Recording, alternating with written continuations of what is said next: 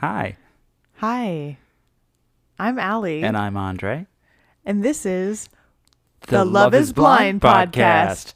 Sweden edition. Sweden edition. It almost looked like you were about to say something else. I was going to say 1, 2, 3. And then I was like, we didn't talk about doing that at all. You were going to say this is 1, 2, 3? I would have said, let's do it in 1, 2, 3 so we could coordinate Love is Blind podcast. Solid. But instead we locked eyes and understood each other instantly. Yeah. Yep. And had a whole series of communication. That's what several seasons now of this podcast has done to us. I'm sitting here with Mulington in my lap. Yeah, our cat. Or not our cat. It's our... Ooh, okay. Mulington's warmed her little way into your heart. I mean, aside from the allergies, the itchy eyes, otherwise she's adorable. Pretty cute. She's adorable. She's pretty cute. I love a lap cat. If you guys want a photo, maybe we'll post one on Instagram. But you have to demand it. That's true. Yeah. Ooh, a dare. A dare. Ask us for a cat photo. What do you think? We just give cat photos for free? Yeah. For no asks? You might wonder what this cute 14-and-a-half-year-old cat looks like. She does look old. If it's keeping you up at night. She looks a little old. Ping us. Even if it's not, go ahead and message us. So today we're here to... Wait, I feel like there's a segue here to like dog discord that happens in this episode. Dog discord. Yeah, that's true. Yeah, there is a little bit of dog discord. Maybe we'll put that as a little foreshadowing, and when we talk about dogs, we can do a call back to Mulington. Can I just say the 21st century has ruined me? I heard Discord, and I thought the social media platform? Social media messaging app? No. Yeah. I was wondering what dog discord is. I know. Anyway. So, we are here to talk about... Episode 5. I don't think that's true. I think we're here to talk about episode 4. Oh no, we've released 4 episodes, so we're certainly up here for episode 5. I don't think that's true. Read that description. So we're here for episode 5, titled "Time to Move In Together." Okay. It's all blurring together. I'm a cat mom now. Time doesn't make sense. And the description is: after the romantic retreats, the couple see if they can survive living together and meeting the families. One pair faces an alarming rumor. And actually looking at the still shot, I'm noticing Amanda's like powder blue coat that I was a pretty big fan of. So I think you're right. I think we might be on this episode. I mean, yeah. There's still a chance we're not, but we'll talk find out. About it. We're going to stay tuned. Let's solve this mystery together. Before we get going, I did want to say I went back through our history a little bit to see some folks who have reached out to us, whose names I'm not sure whether I've mentioned so far and thanked. So I just wanted to say from Instagram to Bear Matilda, to Rachel Ruelli, to Orej Vincha Vivian, to Whitney923, and Heidi Hekumoy. And if you messaged us or commented on Instagram and you didn't hear your name, well, I guess you'll have to do it again, because I went back about a month and a half. Also from Apple Podcasts, thank you for the very kind and sweet review from Way3Elk. Welk. And on Spotify, we got a comment from Ara53, who defined... Frenchman. I think it's... I don't know. I didn't look up our pronunciation before after this. That episode snafu, I'm don't know about saying anything too confidently. Andre, it's like I looked it up. Andre is 1,000% right. I mean, the only reason I think you Mystery might not have thought is because it doesn't look on Netflix as though we watched it, but that's because I started the episode over so that we can watch. Okay, anyway. Yeah. There's no like red bar. There's no red bar underneath it, folks. But yes, please do keep those comments coming, those 5-star reviews. Please don't let a little thing like not knowing what episode I'm on make it a 4-star. We're 5-star people. Look, we've got 49 ratings on Apple Podcasts, and Woohoo! one Who's of going to them, be lucky 50? one of them at some point was a 1-star.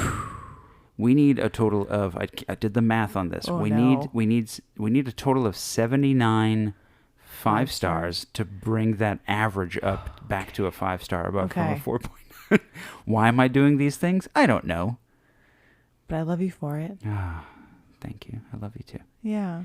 So we begin. We're still in Cyprus. It's just like kind of the typical, like, these are the couples. This is what's going on. But the first couple we really spend some time with is Emilia and Lucas, which the last episode, there was the whole, he's not that attracted to her. She felt really hurt, understandably. And then Christopher told her, oh, Lucas thinks the world of you, right? So they're having their debrief about that. Yeah, and she's rightfully saying it's unfortunate that I have to find out from your friends that you care about me, that you actually think the world of me. These are things that I don't hear you say very often, and I think even if you might think of her emotionally about some of those things, I think the struggle that he's having with his physical attraction is kind of preventing him from being full in this relationship and being fully present with her. And I think yeah. I mean, I'm not saying that to excuse him. What I'm saying is that he may simultaneously be feeling really emotionally connected to her and also not making it very known to her that he is. Yeah. Because he's so thrown off by the physical aspect. But this conversation in particular seems to go well. I would agree. I agree with your take. I think the other thing I might add, which maybe you meant to, but is that almost like because he's not attracted to her physically, or at least not to the degree he wants to be, it's like I don't know, I wonder if there's like a convincing himself element too. Like, she is so great for all of these reasons, and like, come on, get it together, Lucas, you know? Like, I don't know. I don't know what those conversations were like with the other guys. Yeah. I could see it being this really adoring thing, or I could see it being like, I think he's working through it, is the bottom line. I think both you and I are thinking that he's like torn and working through it. But they do seem to connect more physically now. Yeah, and I mean, he suggests that they shower together, and they seem to be having some hot makeouts. She seems a lot happier, understandably. Yeah, definitely. Yeah. And then titles. We then move on to Katya and Christopher. His opening line is "Joy of my heart," An eternal longing. Yeah. Yeah, he's not holding it back. This outfit he's opening with is the sweater? Just 1,000%. It's like that bandana, this green leopard sweater, and the purple hair. It's just like, hey man, like, you do you. Is so wildly different from her style and aesthetic, Yeah, Christopher is doing Christopher, as patterns on patterns, and it's interesting how we find Christopher kind of talking about, kind of asking for some of the things that he hasn't gotten. Specifically, the fact that he's complimenting her continuously physically and he doesn't get anything back. That he doesn't feel like he's being supported. And wow, does she not really deny that in any way? Really? I think she kind of pushes back. She says, I haven't not said things because I don't think you're attractive. There's like many negatives that come around to like, I don't not think you're attractive. Yes, but it's not that she's saying, yes, I have been telling you you're attractive. She's very much saying, no, I haven't been telling you that. Right, but that doesn't. That doesn't mean that I'm attracted to you. Is what she's implying. But what a great opportunity for her to say something beyond, what you just said, which is a triple negative Yeah. of I don't think you're not attractive, or good moment to just say And not other moment than this moment. I think you're attractive. That would have been a, if that's a thing that you believed. I don't know. I think she just doesn't think he's attractive. I And think she's so. trying to backpedal. It's also fair. She could just be someone who's not like a words of affirmation person, but if it were just that in isolation, that she just weren't paying him a lot of verbal compliments, it'd be one thing. But given that we've seen her express that she's not attracted to him and have that, pretty mean conversation with Mera last time. Yeah, it's just she's trying not to hurt him, I think, and at the same time, absolutely cannot picture herself with him. Yeah. Yeah. There's a part of me that wonders how much she's maybe just thinking, well, I did like him in the pods, and there's nothing genuinely, like it doesn't hurt to keep trying through the conclusion of this show, which is unfortunate, but I think that maybe, at least that maybe that's my read on it, but that ultimately he is a loving person who cares a lot about her, who does a lot of like attentive things, who supports her. And so she doesn't necessarily see anything wrong with just saying like, okay, well, let's just see how this goes. And maybe things will change. Maybe I will find more attraction over time. But if not, I will have just gone through this experience. And I hope that it's not that. But just the conversations that she was having with Mera last time just kind of threw me off a little bit. Because they were so mean-spirited? Yeah. Yeah. Yeah. It seemed more like they were, I don't know, that they weren't as serious about these as relationships as I would have hoped, Yeah. that they're more just thinking like, this is my I don't know, the person I'm partnered up with for this thing. Yeah, I suspect you're being a little generous. She could be hoping, I guess, probably on some level she's hoping that things change for her. But my guess is she really doesn't think they will. And it's a combination of, it's really hard to end things with somebody generally, like, and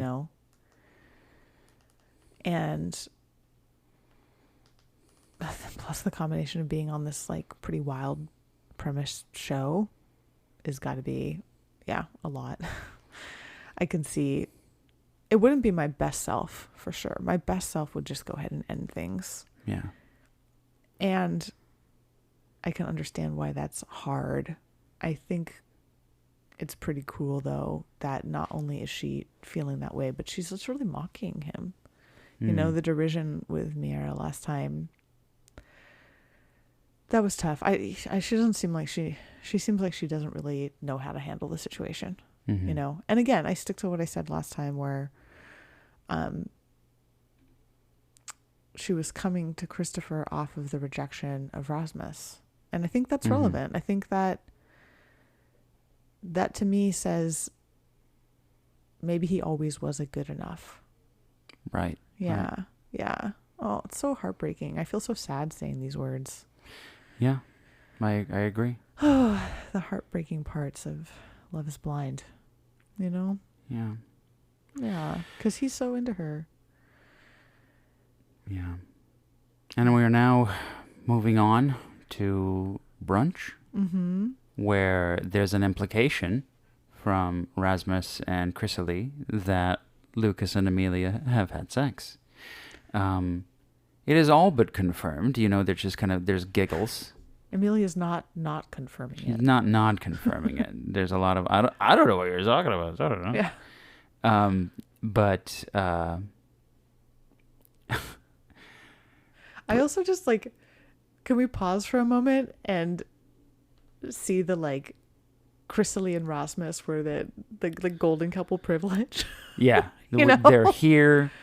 They're Like, having their "Oh, we're coffee. bonded." They're just waiting for other people to arrive. Bet you guys wish you had what we had. They've yet to even have Dog Discord I know. I preview. know. You mean the Ooh, social messaging app? Yes, About dogs? about Dogecoin. Social messaging. And then we have the entrance of, gosh, not Oscar. well, Oscar before Oscar, we Mira. have, I think, is it Mira who comes in first? No, we have Sergio and Amanda come in first. Yeah. How did I forget that?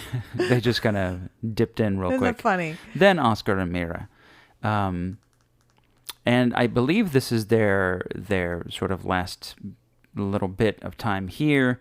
We have the presenter coming in and just kind of telling them that it's their last day. We have an awkward physical bid from Christopher to Katya, kind of saying how good this is, and Katya just kind of dead eye staring straight ahead and just ignoring every bid that Looking he's so making. unhappy. Yeah. Yeah. Looking like if she could eject out of her own skin right now, she would. Yeah. Yeah. It's quite unfortunate. Yeah. And, we have people describing things as a roller coaster, and People. Yeah. That's Amanda and that's Sergio. Amanda and Sergio. But ultimately, we are we're moving back into the real Yeah. world, and a big part is getting their cell phones, which, man, that brings some flashbacks from season 6. I know. was like, I hope none of I these... know. What if Rasmus just becomes obsessed with his phone? I know. I had the same thought. Just from like how drastic that was. Yeah. Yeah. But, yeah, I do wonder, we're already getting vibes from everybody. How is my family and how are my friends going to respond to this? And Katya is immediately afraid that this is going to kind of make things fall apart, just them moving in together. And Christopher is being his funny self and just throwing away his cell phone. But yeah, we have Chrysalie introducing Rasmus to her fam, I believe. Her friends, not yeah. fam, because fam is difficult. That's really sweet. It's a real sweet moment. And then our first kind of arrival in Stockholm. Yeah. Which Sergio is just like immediately a tool. For some reason, he's there before her. Did that happen again? Yeah, okay. Because it happened at the vacation home in Yeah. episode 3. But yeah, he's again a tool though when they're walking and he's like, not helping her and difficult about it, whatever, But yeah. Yeah. Christopher's expressing a little bit of trepidation about how, they'll be together, but ultimately is like pretty all in and it's like it's going to be totally fine. He's so convinced and sure about them. And that's in such stark contrast to how they've been portrayed that I keep wondering what the disconnect is. If it's... Are we missing something in the edit? Is it the edit, or is he just really seeing what he wants to see, It's incredibly confusing. Yeah. Lucas and Emilia seem very happy.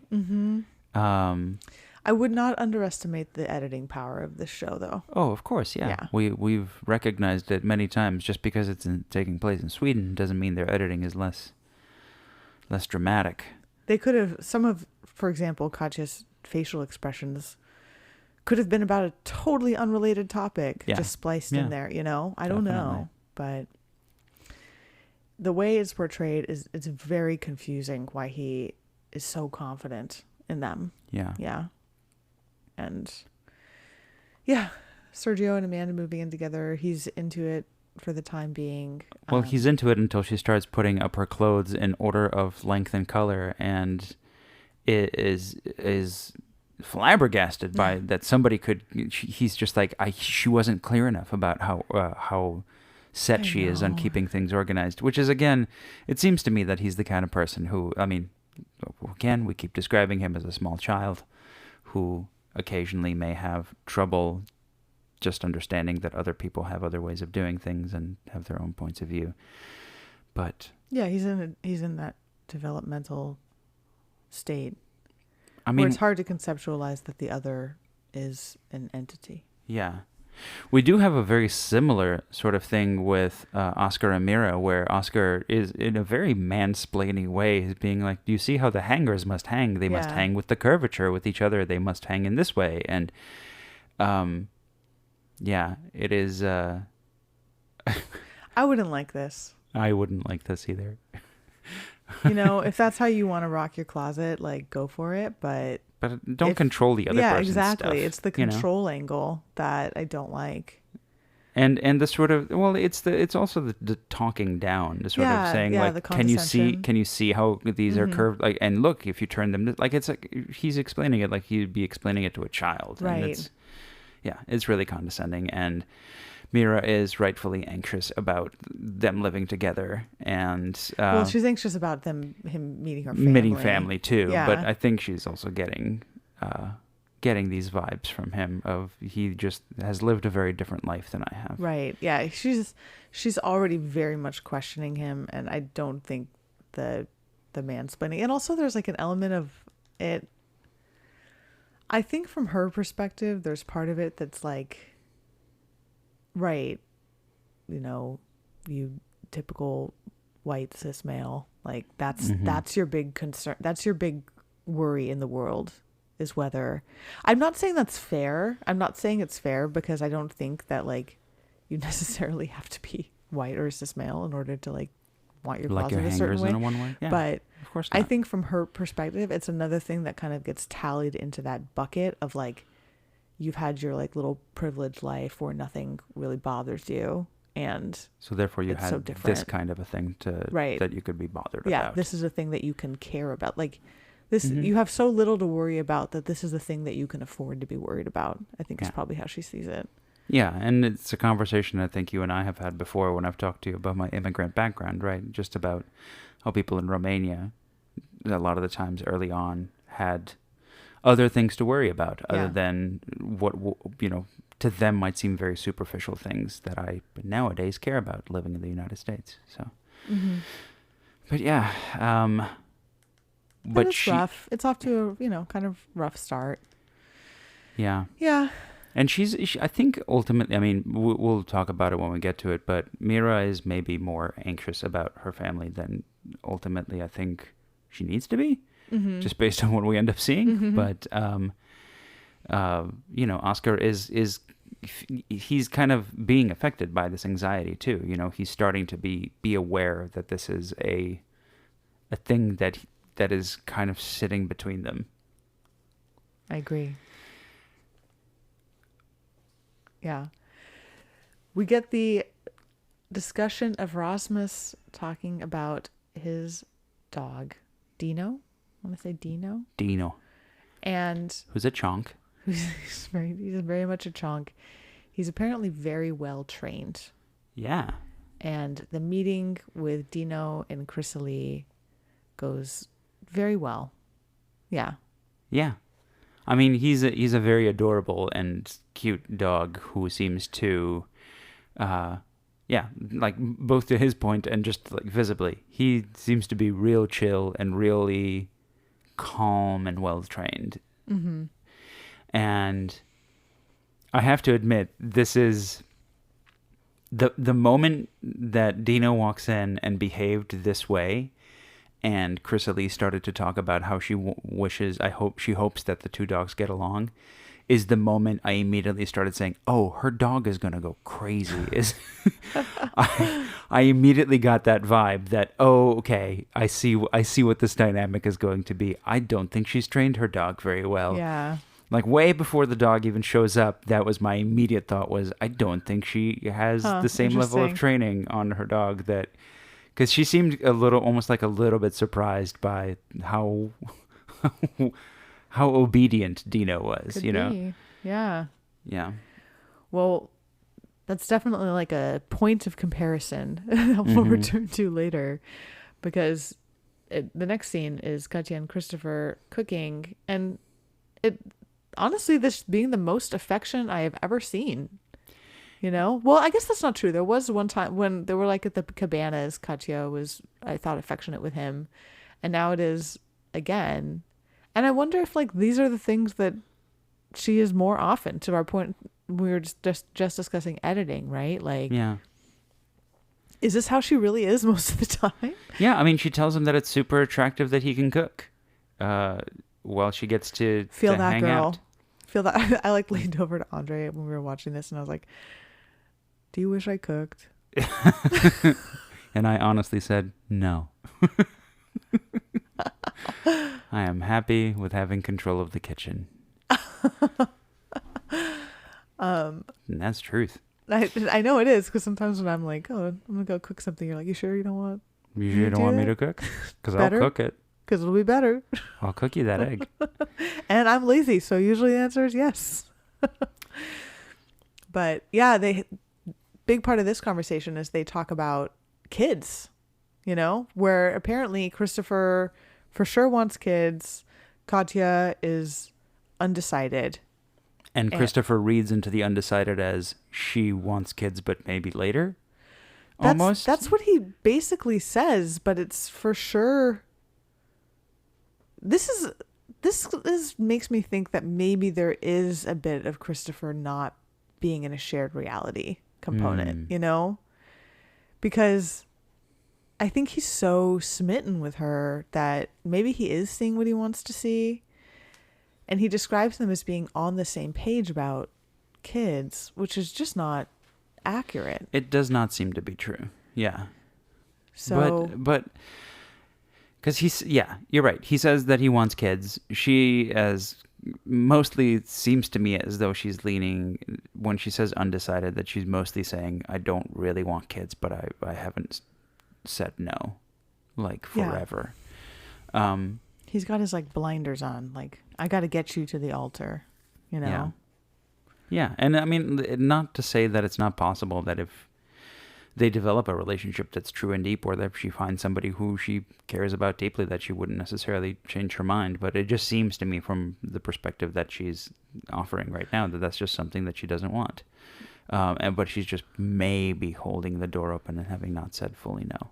Even if it is true ambivalence, to me that would be a very big deal if I were going to get married to somebody. If I were not also myself ambivalent, if I knew for sure I wanted kids and the person I was with wasn't sure, I don't necessarily know that I'd break up with them, because it could be, but I also wouldn't be like, well, like, let's get married. That to me would be a condition precedent to getting married, would be that, like, I know we're both on the same page about kids, and it's just not to Christopher, and that's just is odd to me. And it makes, again, I know I'm repeating myself, but it makes me think he's got his blinders on in a pretty major way, you know? Well, he says no stress at all. So, mm-hmm. Yeah, which maybe, it doesn't seem to stress him out. Like you were saying last episode or a few episodes ago, maybe this is the best relationship like he's been in. And so he's like, I'm not gonna. This happens a lot, right? People, it's not that there's not red flags, it's just people don't want to look at them, because looking at them means it might not work out. And that's, people don't want it to not work out, Yeah. So, but we'll see. I imagine this might come up again. Yeah. We then move on to a conversation between Sergio and Amanda about them meeting Amanda's family, and how Sergio doesn't really want to talk about religion. And this conversation is so awkward, where she's like, my dad's a pastor, so you might want to, like, maybe ask him what he does. And he's like, I don't think so. And like everything possible, he's saying anything possible to be like, I don't really want to talk about that, because I don't really know if my read is, I don't think I'm as religious as your dad. I don't think, like, if it gets down to it, I'm going to pass a test, as it were. Agree. Yeah. Because I don't mean to be prejudiced against his looks and demeanor and overall thing, but he doesn't strike me as like a devout Christian. No, I don't think so. You don't think so either? Okay. In the pods, he mentioned religion. That was a thing they connected on. But even in the pods, I don't remember exactly what he said, but my impression was that he was sort of playing it up for her because he knew she was interested in it. And not only, it's like a huge part of her life, you know? Yeah. And he maybe oversold himself on religion. That was my vibe too. Yeah. And is, you know, now the something coming to roost, another expression, chickens are coming to roost, you know, where it's like Hens? sure, where like you're kind of getting cold, you know. Yeah. It's time to put your money where your mouth is. That's one. Yeah. That's a successful idiom. There we go. I mean, he does kind of ultimately just end with like, nope, won't go into religion. He's like doing this like genuinely, Right. he's behaving like kind of like a kid, like, nope, that's me. That's what I'm gonna do. And then she kind of gives him this look of like, really? Like, really? Yeah. Are you being serious right now? Yeah. It's not a great conversation, and we've had plenty of those. But it's what I would expect, right? It's like everything with Sergio just makes more sense if you imagine him as a 5-year-old child, or, you know, if not a little bit younger. But he's just so everything is so immediate. What he's feeling right now is the absolute truth. And if that changes later, then whatever he's feeling then is then the absolute truth. And it doesn't matter if if you can't square the two, you know? Yeah. And so it felt good for him in the moment in the pods to say he was religious because that meant she liked him. And now it's not feeling good. And it doesn't matter that they're inconsistent, you know? Yeah. From his perspective. We'll talk maybe about when she meets the dad, because I was speculating pretty hard. Like, maybe it's like her relationship with her father that makes her excuse this behavior, but I don't know. It's hard. Yeah, it's hard to get a read on her fam. It is really hard to get a read on her family. Yeah. Yeah.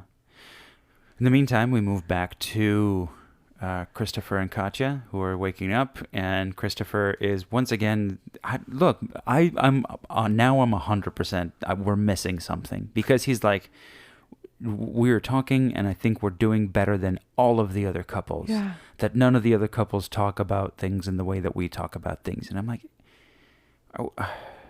He could again. I think he's just living in his own fantasy.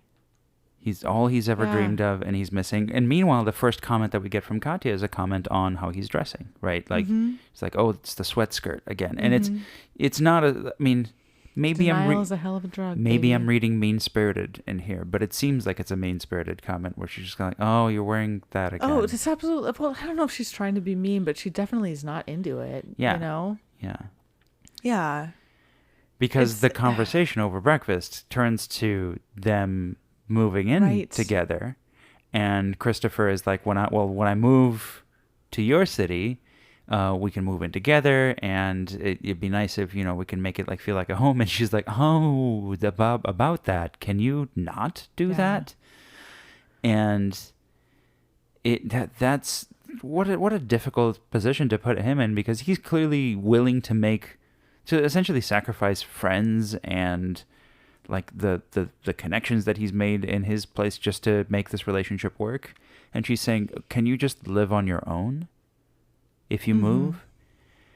And what a hard thing to put him through if she's not seriously intending for this relationship to continue. I don't know. I think she's not intending that. If I reflect on how I've felt when I've been in similar shoes to Katya, it's almost like you're hoping and praying that the other person will pick up on your hesitation and your disconnection so that you don't have to do it. Yeah. You know? And she keeps doing all these things. And I have to say, listen, I'm not cutting, you know, Katya doesn't get like a super pass here, but I think there is an element of women being conditioned to not be direct with men, you know, or maybe at all, but certainly not to try to make men feel bad, you know? So I think that's the kind of like mental gymnastics that she's in. Like, can I be warm enough to you so that I'm not a jerk, while also cold enough and giving these indirect signals enough that you kind of realize that this isn't what you want, you know? And it's just not working because he's 1,000% in and seeing what he wants to see. So if she does something nice at like a 4, he's interpreting it at a 10, Yeah. you know? I mean, even the thing that he says, though, which is that I don't want to slow down anything at all, and that we're going in the right direction. Yeah, I think and in her and that mind I, is panic. and that I hearing don't this. think you think something, that you don't think anything either. It feels like you feel the same way, too. And she just kind of nods in a way that, again, yeah, it's the same to me. I just kind of get this read that if I were in that presence, I would be like, oh, you clearly don't feel that way. Mm-hmm. Mm-hmm. Yeah, she's not being clear, and he's seeing what he wants to see. And editing, right? That's always the wild card. But Yeah. it's rough. I mean, It's hard to watch. It's hard to interpret some of her facial expressions. Again, it's editing. It could be in response to something else. But because usually we're trying to tell a narrative story, right? Like we're trying, like I'm guessing the intention here, at least from the producers, is to kind of to kind of telegraph a little bit to us, to let us know, hey, this is the story, this is the thing that's going on for her, so that we can kind of understand maybe what's happening. I doubt that their intention is going to be like, and never mind, this whole time she was actually 100% in. Like, I'm fairly certain that they're trying to indicate to us that, Yeah. look, she's feeling like this, she's just maybe not communicating it. Yeah, I think if it gets to the point where they're actually at the altar, she's not going to be able to say yes, because I think she Yeah. will eventually pull loose, but I think she's desperately hoping that he will just end things instead, you know? Mm-hmm. You know, it's like the type of stuff I did when I was younger, right? Like, Yeah. it's just better to be direct, I think. You know? Yeah. No one wants to be direct. You think you're being mean. It's not. Yeah. So then we get to Mira and Oscar. Oscar. They're the only two who you, like, Maira. really insist on Oscar. making them Swedish. Oscar. No. Can I get an umlaut on that? Oh, buddy. I don't think there is one. I maybe don't know Swedish. And Mira- Mira saying how she didn't describe Oscar to her mom and sister at all. I'm not entirely certain what anything else that they might expect. I guess the other big thing is that she's never introduced her family to anybody that she's dated, so that's a huge thing. To go from that to being like, this is my fiance, and he might not be what you expect. But what I will say is that they seem to get along fine. Yep. I think, if anything, her mom expresses very similar types of worries that every parent has expressed on the show, which is like, this seems a little crazy and fast, Yes. right? Like, you're doing this for a show. Are you sure this makes sense? You've known each other 2 weeks. But I don't see anything that seems to suggest, like, oh, he doesn't get you, he doesn't get us, he's an outsider, or what have you. If anything, he's like really trying hard. He's like dancing with them. He's doing, He's doing trying the whole sauces. thing. Yeah. He's having spicy foods. I think Mira Doing some cooking. and I think Mira really, really, really almost kind of wanted Oh, yeah. it to go badly to 100%. justify what she'd been saying. Yeah. And the fact that it doesn't is sort of like, oh, well, what the hell do I do now? You know? Yeah. Like, I mean, I was thinking that it's mostly going to be that was a lot of it was maybe a fear, but also something that she was kind of hoping for. right. Like, because it would make this easier. oh, it would make it so easy for me if like, oh, what could I do? My hands are tied. All of the women are wanting someone else to make a decision for them. I guess everybody, but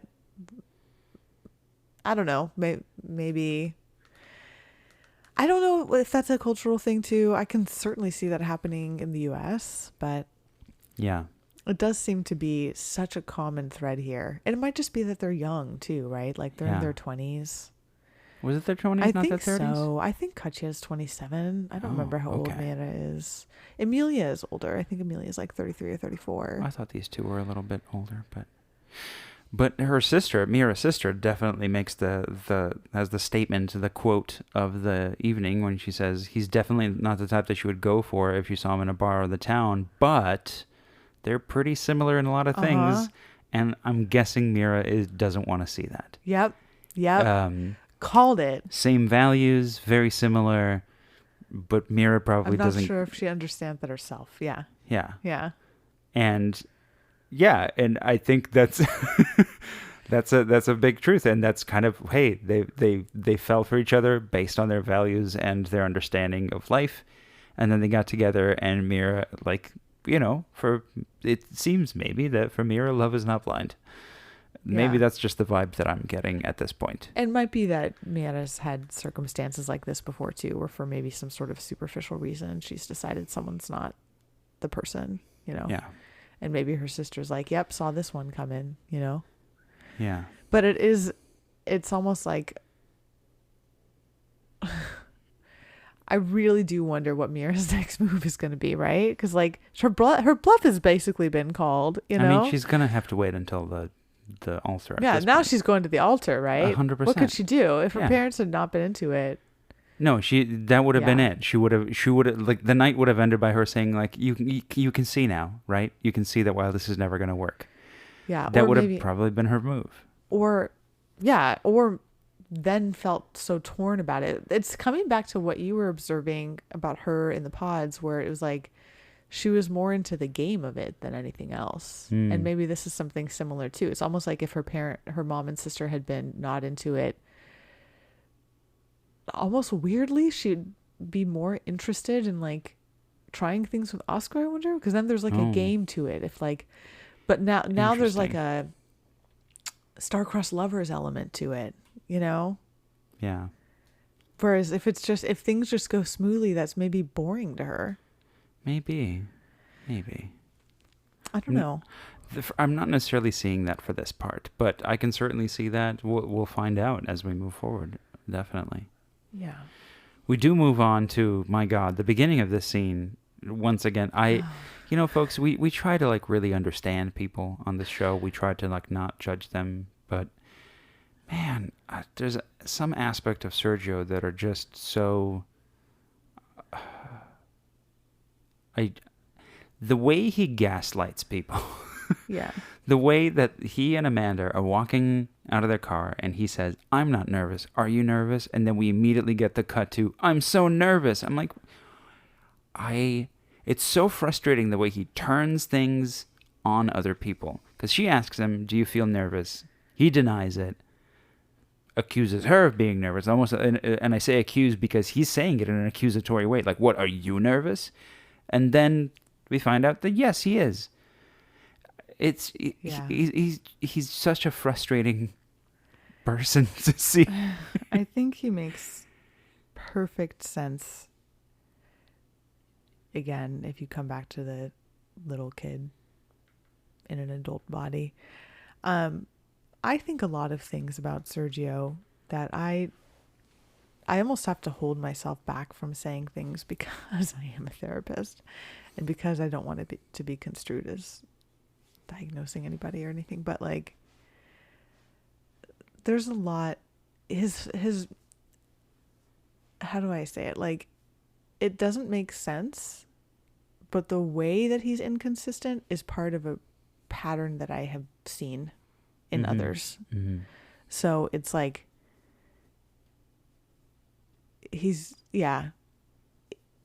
I don't think he really can see Amanda.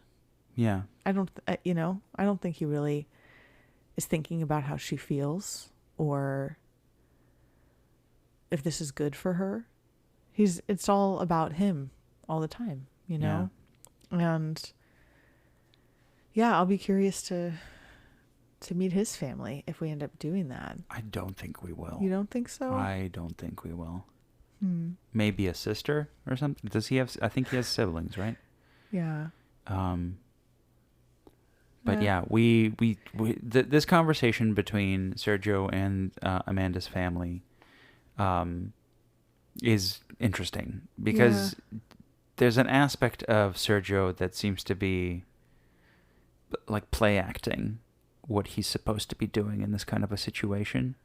He like, for example, we get towards the end of this conversation, we get into religion, which he was very adamant about. Like, no, I'm not going to talk about religion, but placed in the moment, to your point, he has no plan.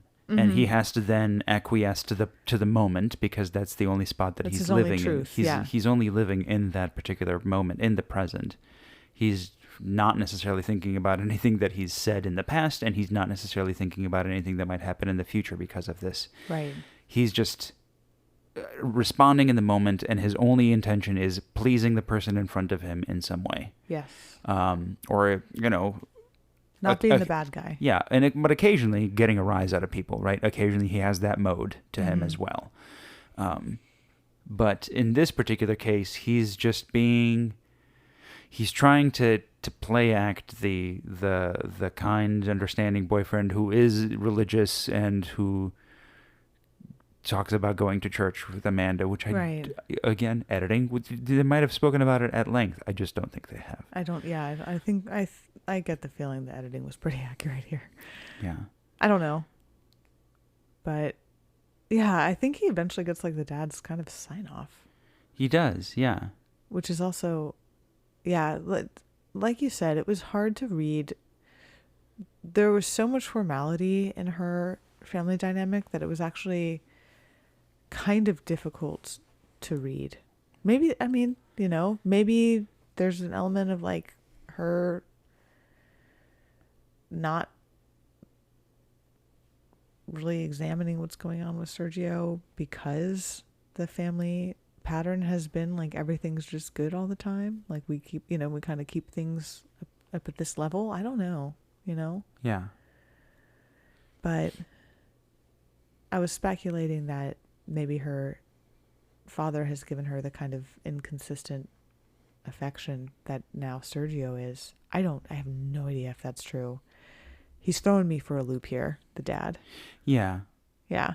And all we're really getting from Amanda's mom and sister is just kind of looks of anxiety and questioning about the actual experience of just kind of like questioning her decision, essentially, a little bit. Mm-hmm. Which, to a certain extent, this is the typical... parent reaction. Yeah. Typical family reaction. And it is interesting how, Sergio makes this move of, I was hoping to ask you for, ask the dad for her hand, which again, he's play acting the dutiful boyfriend who wants to ask the daughter out. And Amanda's dad just in a move that I totally didn't expect goes, well, it's her decision. She has already made that choice. I have nothing to say, but sure. Oh, I took that in a different way. How did you take it? I took that as him saying like, well, it's already done. Yeah. Basically. Yeah. Yes. Yes. Yeah. Yeah. There's something off. Everything. I can't quite put my finger on it, but there's something off, and I don't know. I'm having this moment of realizing that like, I don't know that I like any of the couples. You don't like Chrysalie and Rasmus? By the end of the episode, I'm more worried about them. I mean, I'm worried about them, but I like them. Yeah, I like them too, but it's so like, I'm seriously worried about many of the couples, and it's like 5 eps in. Yeah. Yeah. I do wonder if anybody's going to be able to say yes at this point. Yeah, I wonder why people were telling us this is the best season. I mean, I have to say, while I'm not entirely certain how the couples are going to play out, I do like the dynamics that we're seeing. It's interesting. It is interesting. It's a very, like, everything from the Johan sort of proposal to the, the different love triangles that have happened to like the very sort of active view on the Love is Blind aspect of the show, of whether people are in fact attracted to people after they've come to see them beyond the attraction that they had in the pods. So I can see how from the perspective of giving us very interesting human dynamics and human dynamics of relationships. It's a compelling season. It just might not be the most romantic. Yeah, I can see that. I can appreciate that. And Yeah. we've certainly run into the situation where when a couple is doing well, we sometimes will watch and go, and they're doing great, and next scene. Moving on, Amy Johnny, baby. So, Who still seem to be doing great. we Love have it. we have a lot to talk about, in part Yeah, because these that's are true. these are interesting dynamics. That's true. We have Mira debriefing with her mom, and her mom's like giving a solid hell yes, and Mira's like, oh, okay. I mean, her mom is giving the, your dad. When I Yeah, first met your love at dad, first I was sight. love at first sight, and Mira agrees with her and is like, yes, dad is handsome, but obviously we don't get that. We don't get that about Oscar. Instead, she says that when she saw Oscar for the first time, she felt panic, and they have a laugh about it. Yeah, it is. Yeah, we'll see what happens with the two of them. I do wonder where they're gonna go. Maybe this is an inflection point, and after this, things shift. We'll see. What if they do? Yeah, We'll it's see. very possible. So, Yeah. yeah. I don't know. So then we go yes. to the big conflict, as it were, where Well, it's not the conflict yet. It's it's Dexter meeting. Yeah, well, Yeah. it's Dexter meeting Rasmus, and Rasmus kind of immediately, like, he's taking it in very calmly. You can tell he's just kind of like, he has the energy of somebody who has a very well trained dog and is looking at a person who doesn't have a well trained dog and just kind of being like, Yeah. yeah, because that dog is, oh man, barky and not very. I'm not saying that it's not a friendly dog, but it's a dog that is has not been trained in a way that allows that dog to know how to express emotion and how to react to excitement and to changing environments. Mm-hmm. I think I can see a world in which Chrysalie, with her very difficult background, got a dog, and all she wanted was to instill unconditional love. Yeah. And having boundaries and training felt like not that. Yes. And so she just sort of let him do whatever, I mean, Rasmus calls out later that, it seems like she's almost like afraid, or her anxiety. And I'm like, yeah, I feel that. She does seem a little bit afraid of Dexter. Not like in a way that she's going to get hurt or something, but she's afraid of asserting herself is what I mean. Yeah. Well, she's also afraid of allowing that, allowing the dogs to actually interact. She's letting her own anxiety win over the situation. And maybe it very well might be from experience. She talks about dog attacks and nasty encounters with other dogs. I doubt that she means that other dogs attacked her dog. I have the feeling that maybe her dog attacked other dogs, because that's the vibe that I get from Dexter, is that Dexter seems to be a dog that is charging, pulling on the lead, and making kind of sudden movements that she has a hard time controlling. Or maybe Dexter, in her mind, was being playful and the other dogs reacted badly, is what I could see. That's also very possible, yeah. But incidentally, I think she'd be very similar as a mother. Yeah. And if I were Rasmus, I'd be thinking about that, Yeah. It's not PSA from Allie. It is not mean to have clear, sturdy boundaries. It is actually very much can be an act of love. It depends what your energy is behind it. Yeah. If you're doing it to be mean, yeah, of course it's mean. If you're doing it because you're trying to teach your child or dog skills, so like that's your role, so that they can survive in the world. Yeah. So that they can interact with others. Boundaries are incredibly important.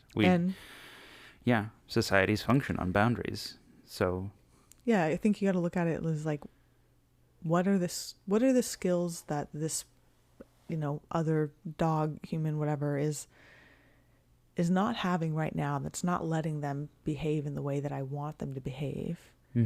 And then it's my role to teach them those skills. You know, I think that's like the context of boundaries, not like you're in trouble, I'm here to punish you, you know. But I think for Chrysalie, it does feel like punishment or being mean, you know.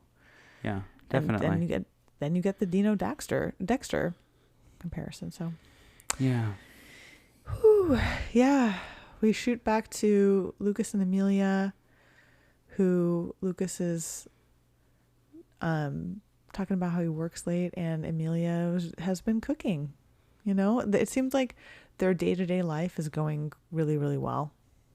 Yeah. They seem to be the couple that's doing the second best. I mean, we'll see if the dog fall out, but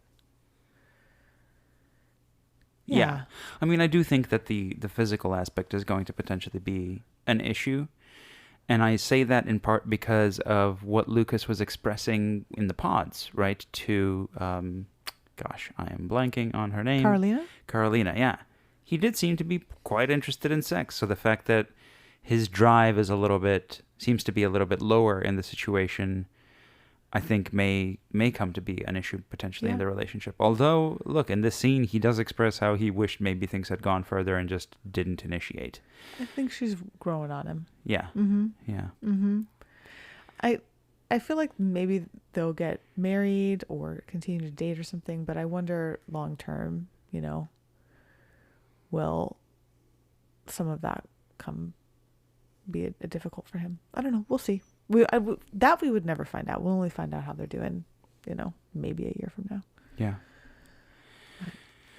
But we do get the scene that we've seen previews of for most of the season, which is the Dexter Dino showdown, where Chrysalie and Rasmus meet in a park with the dogs. And Chrysalie begins the entire scene in a state of kind of mild panic. Yes, yeah. And the entire time seems to be kind of on the verge of like, I don't think this is a good idea. I don't think this is a good idea. And she's in a trauma response this whole time. Yeah. 100%. Yeah. And then the moment they you know, her dog begins acting in any way sort of escalated, which in part is probably reading her panic, is she immediately wants to back away and begins doubting whether the relationship will work. Not whether there might be some kind of a solution to training or anything like that, but just kind of saying, I think this might break the entire relationship. Yeah. And it is such a, like, to your point, it's such a strong trauma response. Yeah, it's the impact of how she grew up showing up. Yeah. Pretty hard. And it's hard. Yeah, I feel for her. Yeah, it's really hard to see, and it's you know, to his credit, Rasmus is just, he seems very understanding and is kind of like, okay, yeah, he doesn't really push the matter, he doesn't like insist on it, but that must also feel really crappy. I think it worries him a lot. Oh yeah, I think he's trying to present the like, okay, I'm going to be patient here, but I think inside he's like, whoa, yeah, this was not good. Oh, we need to let Mulington out. Hey, Mulington's like, dogs on the screen. I'm out of here. Yeah, had to no go, dog zone. Had to go out of this room. Yeah, and I get it for all the reasons, you know, I said. We had wondered if in the previews they were hyping up this scene to be like, there's something up with this couple, but it doesn't seem like they were. It seems like it really was that difficult. Yeah. So I will be very curious for the next episode to see what happens. We don't really get to find out the fallout in this one. Yeah. But we then come to a scene with Amelia and her mom, who seem very close, also loving this mom's style. Yeah. Goodness. First of all, hot pink, talk to me, baby. Hot pink blazer, stop. You know? Yeah, I'm totally into it. Yeah, well, Amelia's mom was going to be on TV today, so she got really excited. Yeah, I don't know if y'all can tell in the cover art that Andre made, but I have pink in my hair, so it's, yeah, I love hot pink. And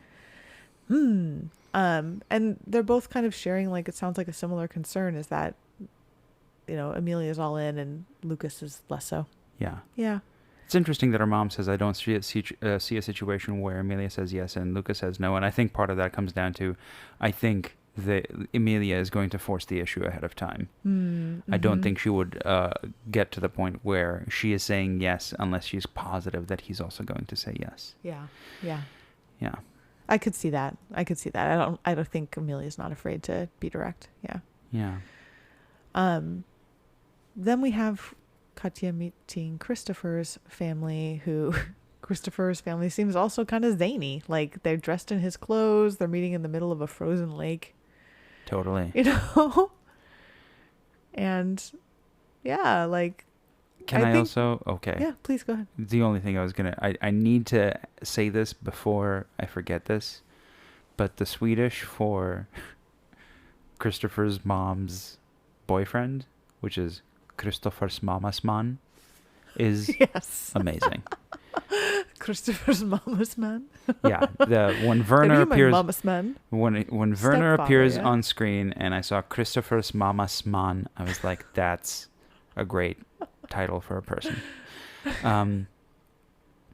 But yeah, we certainly get this interaction that we've seemed to have seen a bunch now, which is Christopher being 100% on this, and then Katya being seemingly less certain and kind of giving us a little bit of face as to, okay, right, yeah, okay. But I do wonder how long she's going to let this happen. Yeah, but I do think she played the game a bit here, you know? Like, was like trying to make a good impression. Yeah. Right? Yeah. Maybe Christopher is growing on her. I don't know. But yeah.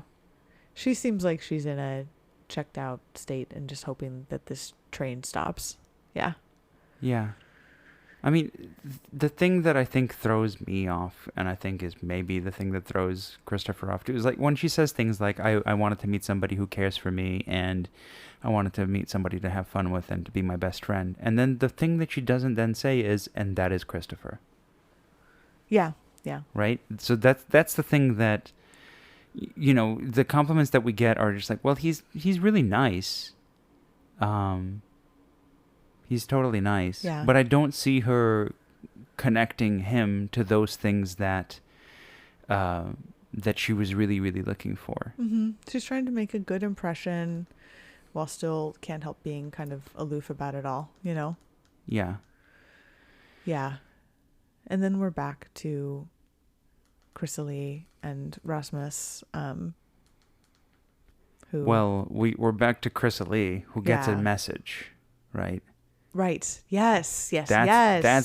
This is the final thing. The I mean, scene. she does Mic have drop, baby. She does have a little bit of, you know, obviously the lingering worry about the dogs, but we get the line, she couldn't marry him. I can't let this happen.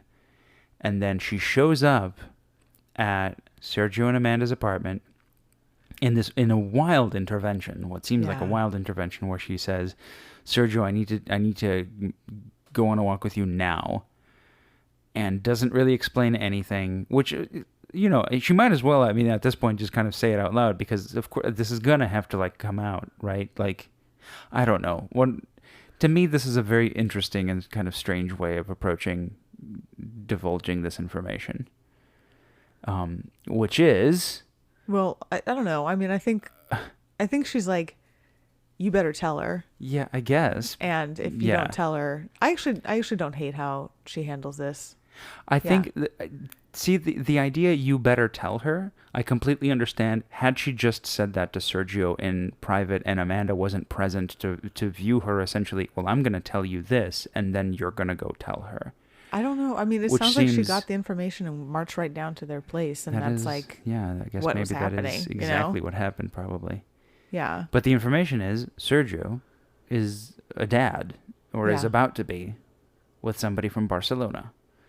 And it's interesting how he seems to, you know, again, I think he's living in the present. Exactly. Has forgotten that this might be a thing. Or maybe if he plays dumb, he won't be caught, is what I think, you know? Yeah, definitely. Yeah.